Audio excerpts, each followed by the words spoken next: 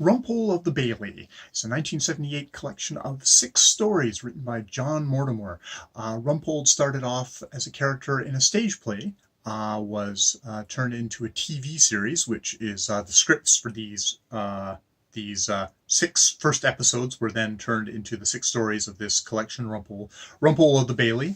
And yes, it's for me. This is sort of I don't know. It feels like a trip back to something of like my father's time. My father was Scottish, but very much kind of assimilated to kind of an English thing. I think as a family, we probably sat down and watched Rumpole of the Bailey as a family. So it was interesting coming back to these stories. And I'd actually forgotten, or maybe I never knew, that the actual stories of the books, because I kind of always saw the books lying around, that they were actually just adaptations of the scripts. And indeed, these first 6 ones, the first 6 episodes, the first season, I guess, of a British season, big British seasons of 6 episodes, and they're, it's all about, it's funny. It's funnily enough, Rumpole has this kind of relationship with his son, which gets explored in the first story, which it's very much, he's defending a fellow who's a part of like basically a crime family, a hapless crime family of, people whack people over the head and steal their wallets, that kind of crime family, not mob family. And he's got his own thing of like, he expects his son to kind of go in the business with him. And indeed, John Mortimer, his father was a barrister who expected him to follow him in his footsteps, and he did. And indeed, these stories were written as he was working as barrister. He apparently got up early in the morning and he would write the scripts, and then I guess later on turn the stories into good recycling techniques of turn them into short stories to get collected in a book. Kind of reminds me of Douglas Adams, someone who his humorous science fiction series, Hitchhiker's Guide to the Galaxy, started off as radio plays, went to TV, then to novels, and then it got turned into a movie later on. But less spoken of that, the better. Lot less charm. But and charm indeed is a word to talk, because Rumpold is the curmudgeon. He is the Johnson of these dingy the Bailey, these dingy law courts, which the rest of his office really feels like he's bringing them down by doing all this kind of grotty criminal work.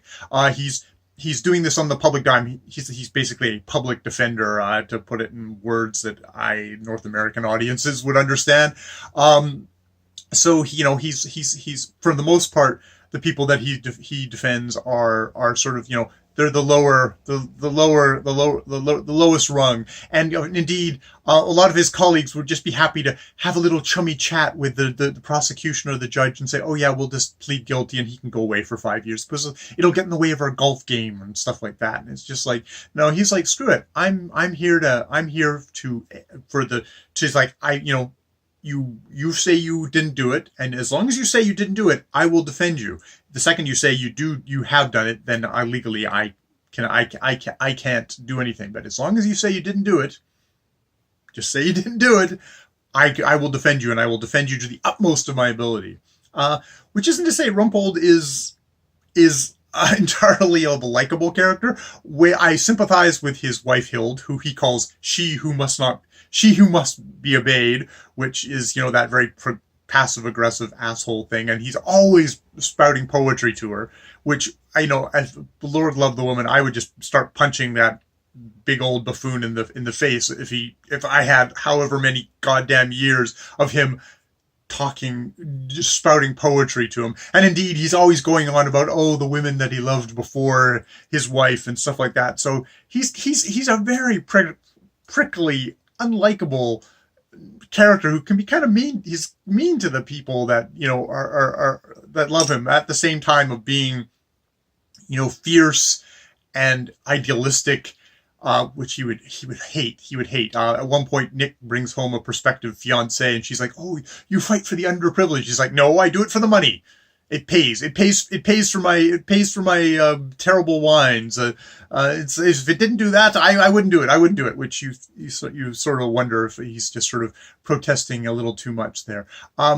there's also the thing that in the third story, he's defending a guy accused of rape, and this is obviously a time before rape shield laws, and he joyfully brings up, oh well, you had an abortion, and oh you've had lots of sexual partners, like, you know, he wants to rip her apart that way, and it's only due to his defendant apparently wanting to get convicted that he loses the case. But it really just, you know, it's funny for all its kind of comedic stuff. Rumpold, like there's a rape trial, there's stuff on drugs, there's a divorce.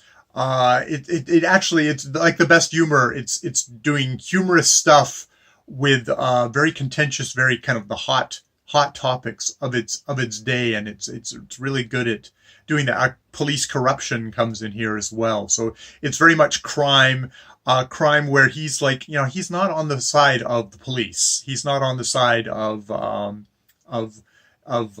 you know, of I guess of any sort of correctness. He's very much here to get his client off, and he's here to kind of cut through all the bullshit to get there. But yeah, so it's a really good. I think it's a good snapshot of the 1970s.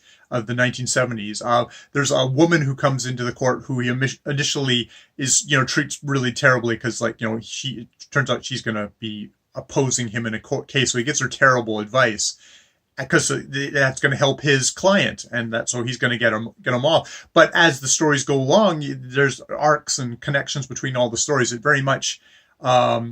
It's like you can see as a 6-season arc.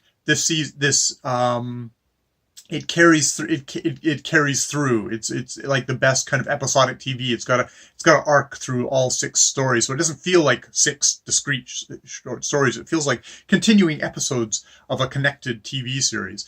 But by the end, he realizes, oh, actually, this woman is the one who's actually got it together and is the most likely to actually be a good criminal lawyer who's going to fight for her clients. She's learned the lessons from him that a lot of the dithering kind of snobs and people who are more interested in civil cases and tax law and stuff like that aren't going to never going to kind of take up whatever his mantle might be.